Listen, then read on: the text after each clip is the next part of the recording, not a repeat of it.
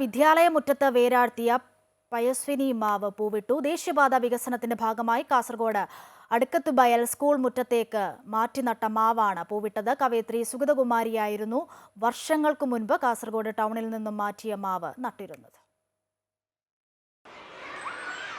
കാസർഗോഡ് പുതിയ bus stand പരിസരത്ത് വർഷങ്ങൾക്ക് മുൻപ് കവയത്രി സുഗതകുമാരി നട്ട മാവാണ് പുനർജന്മത്തിലും പൂവിട്ടത്.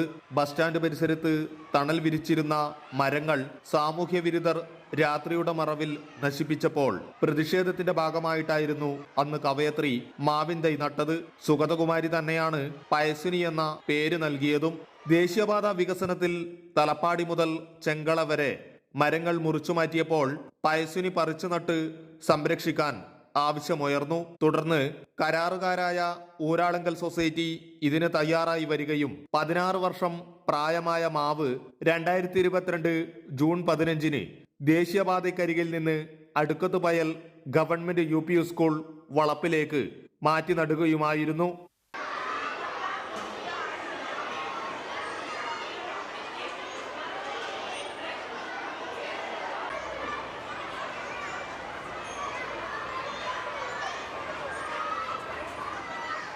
നേരത്തെ പൂത്തിരുന്ന മാവ് മറ്റൊരിടത്തേക്ക് മാറ്റുമ്പോൾ വളർച്ചയെക്കുറിച്ചും ആശങ്കയുണ്ടായിരുന്നു.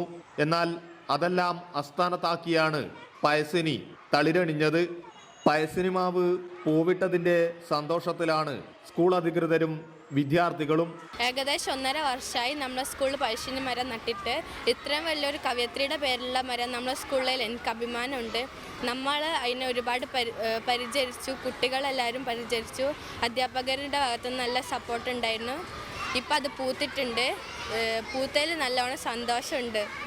ഇതിൽ നിന്നുള്ള മാമ്പഴ മധുരത്തിനായുള്ള കാത്തിരിപ്പിലാണ് വിദ്യാർത്ഥികളും പരിസ്ഥിതി സ്നേഹികളും. അമൃത ന്യൂസ്, കാസർഗോഡ്.